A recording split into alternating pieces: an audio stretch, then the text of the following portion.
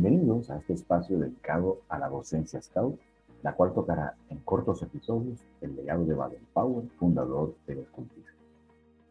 Hoy en la Fogata 2, nuestro tema, lo que hacen los Scouts, la naturaleza.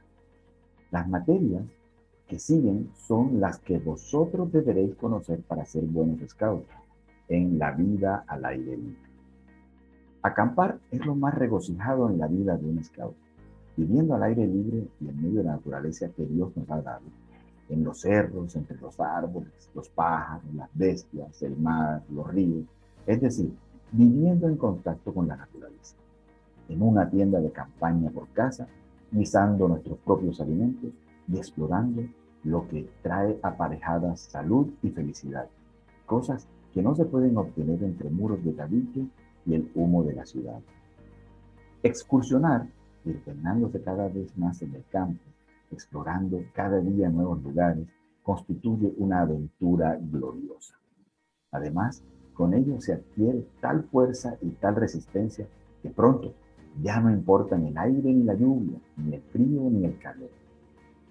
Todo se recibe como bien, con tal sensación de confianza que permite enfrentarse sonriente a toda dificultad porque sabe que al fin ha de triunfar.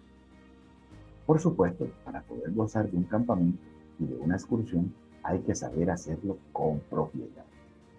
Hay que saber por uno mismo cómo levantar una tienda o una cabaña, cómo encender una fogata, cómo cocinar los propios alimentos, cómo amarrar troncos, de qué manera de construir un puente o una balsa, cómo encontrar el camino durante la noche, lo mismo que durante el día, en un paraje desconocido, en multitud de otras situaciones.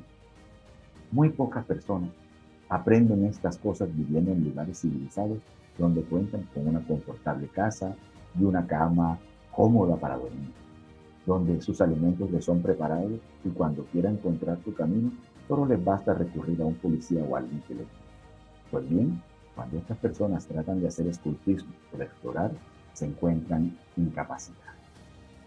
Aún vuestro héroe en los deportes, si lo colocáis en la selva, al lado de una persona adiestrada en el campismo y que sepa cuidar de sí misma, sus marcas como bateador no le servirán allí de nada. No será sino un pie tierno. Entonces, ¿cómo conocemos la naturaleza? La mejor manera de conocer a los animales es siguiendo sus huellas, arrastrándose hasta ellos para observarlos en su estado natural y estudiar sus hábitos. El deporte de cazar a los animales consiste en la ciencia de acecharlos, no de matarlos.